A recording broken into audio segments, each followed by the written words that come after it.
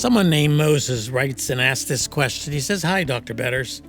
I have a question about my late wife. We were married 1 year and 11 months before she passed into eternity.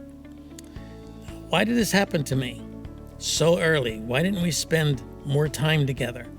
She passed on after she gave birth to our baby boy while the boy was 4 months old.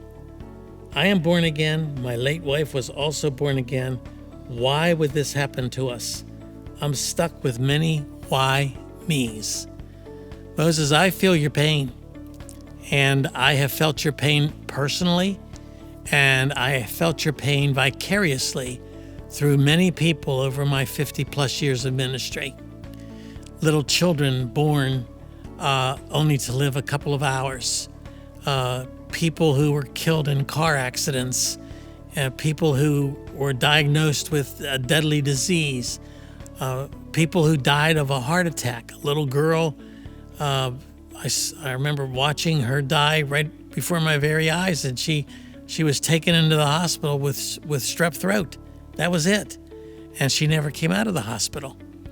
And we eventually had to make the decision with that family about whether or not she should continue on life support. A beautiful little girl taken from them with no apparent reason. You know, one of the things we need to understand is when God gives us the people we love, whether it's our spouse or our children or some of our relatives, when He gives those people to us, He already knows the end from the beginning.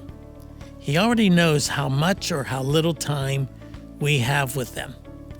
And Jesus actually raised this question when in the great Sermon on the Mount, He said, "Why are you worried about tomorrow?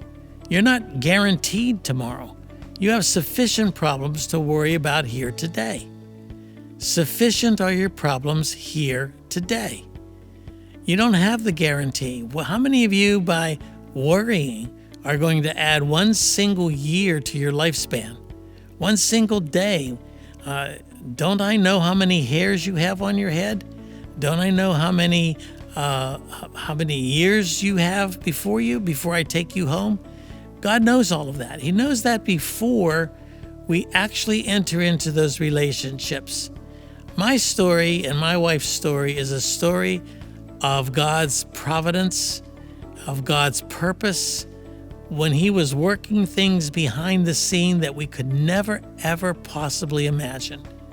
We just celebrated our 50th anniversary, and with our children and our grandchildren around us, we were able to tell them the story of how God put our family together, including our son Mark, who was taken from us after only 16 years.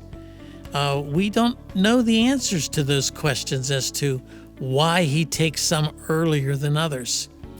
We hear the stories all the time from people who say, well, heaven needed him more than we needed him, and that doesn't satisfy us. We don't look at that, and we're not satisfied by that kind of an answer. And so we have to raise the question of whether or not God is a sovereign God or not, whether or not we are to believe that He has every one of our days numbered or He doesn't. And so I say to you, I think it's very, very sad that you lost your wife. I don't wish that on anybody. I pray that you are going to be able to see His purpose in it in the years to come, that you're going to be able to move on in faith and trust that God has a plan and a purpose for you that includes the death of your wife, that includes that child that is now under your care. God promises to restore to us the years that the locust has eaten. But then He goes on and He says, that is a great and mighty locust that has eaten those years. But it's a locust that I have sent. He takes full responsibility for the locust eating those years away. We've trusted that verse for many years. He says, I will restore to you the years the locust has eaten. If not here in this life, in the next life. When we stand before God, you won't have any questions. You won't be able to sit there and say, well, I wish you had explained this to me. I still don't understand it. You won't have any questions whatsoever. All of it then will make perfect sense.